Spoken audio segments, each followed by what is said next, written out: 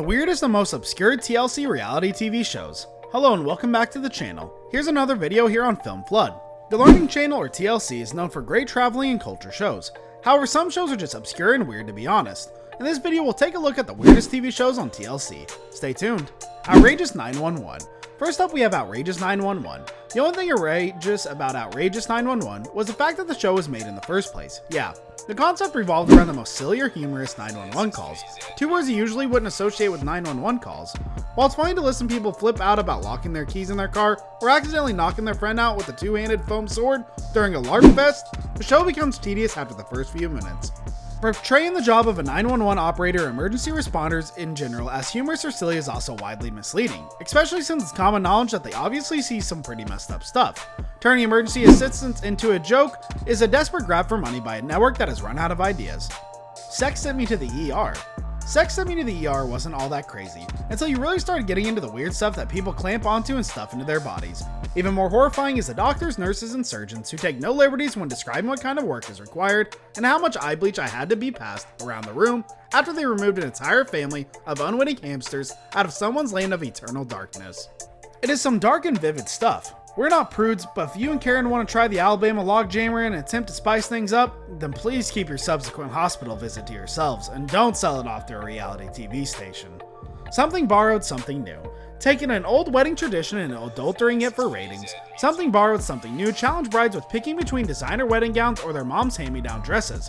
Aside from a surefire way to have your mother decline showing up to your wedding, the show seems like a practice in creating unnecessary drama, which is essentially the point, as it opposes family members against family member. After all, who's going to go with their mother's old dress that is most likely out of style when a $10,000 Italian wedding dress is dangled in front of their face like a new toy? Plus, your parents totally did it in that dress. Best to leave it in the plastic and in the closet. Welcome to Myrtle Manor. Adding fuel to the fire that has burned since the beginning of time, Myrtle Manor took a bunch of the preconceived stereotypes about the folks who live in trailer parks and blew them out of the water. Taking a whole herd of Florida rednecks and dressing them up as the most outrageously hick outfits available. The show followed the usual TLC trend of scripting characters' days and acting like their actual routine. The show featured the usual gauntlet of drinking, lawn chairs, and catfights that would associate with the trailer park with little deviation. The show burned brightly for 3 seasons before TLC finally pulled the plug on the manor, slightly reducing the amount of trash broadcasted daily on the network. My Strange Addiction.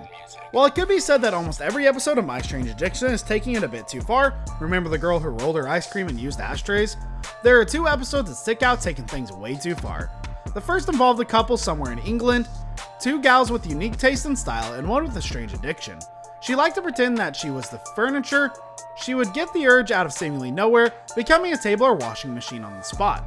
The other was a young man who had seriously intimate attraction to his family of pool toys, kissing and touching them pretty much constantly. Uncomfortable isn't even the word for it. Imagine being his neighbor. The show is still worth watching, even if some of the more outlandish episodes seem a bit scripted. However, it's safe to say that My Strange Addiction definitely took it way too far. Before the 90 Days. A spin-off of TLC's hit flagship program 90 Day Fiancé, Before the 90 Days follows Americans as they travel to their long-distance lovers' country of residence in order to really know if they are the one or not. While you'd have to be a pretty unique person to allow TLC to follow you overseas, there is apparently no shortage of old white men trying to find wives abroad. The very first season has been mostly old dudes talking to women at least 20 years younger. Aside from that, an episode featured psychopath Paul running like a peg-leg duck before his girlfriend was robbed by a man with a machete, who TLC later filmed being shot in the woods by police. This brings us to the end of our video. I hope you enjoyed it. Hit like if you did, and don't forget to subscribe to our channel so you don't miss any of our videos in the future. Also watch the next 2 videos that are on your screen because I'm sure you'll love them. And with that, we'll see you all in our next video. Thanks for watching.